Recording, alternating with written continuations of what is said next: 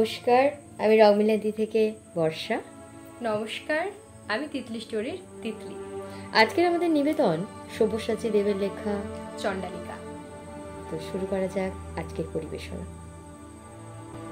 মা, দিগন্তে তাকিয়ে দেখো, রক্তিম মেঘে সর্বনাশের আভাস। ওই সর্বনাশের আগুন পেরিয়ে আমার দুয়ারে এসে দাঁড়ায়নি কোনো আনন্দ।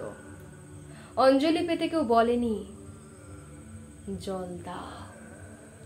সারা জীবন আমাকেই তীব্র পিপাসায় চিৎকার করতে হয়েছে, জল দাও, জল দাও। চৈত্রের মধ্য দুপুরে পাখিরাও ডানা গুটিয়ে নেয়। দূর শহরের রাস্তায় বাবুদের ভিড় নেই। গায়ের কুকুরগুলি ঢুকে যেতে চায় উঠোনের ছায়ায়। আমাকে এখন যেতে হবে দূর নদীর চড়ায়, বালি খুঁড়ে তুলে আনতে হবে ফোঁটা ফোঁটা জল।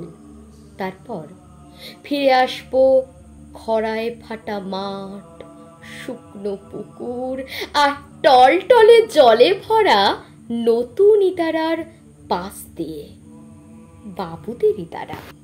তৃষ্ণায় ডুবে যায় আমাদের গোটা গাঁ। কুকুর আর মানুষের জীব ঝুলে পড়ে, আর বাবুদের ইঁদারায় বাবুদের ছেলেদের স্নান। আমাদের শরীর জ্বলে যায় চৈত্রের খরায়। মা, আমি এক চণ্ডালিকা। বাঁকুড়া, পুরুলিয়া, রাঢ়ের হাহা করা মাঠ ফাটিয়ে বিহারের তপ্ত প্রান্তর চিরে আমি চিৎকার করছি, জল দাও, জল দাও।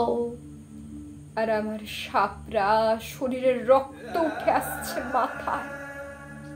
মা, এক ফোঁটা জলের দাম আমাদের গোটা জীবন।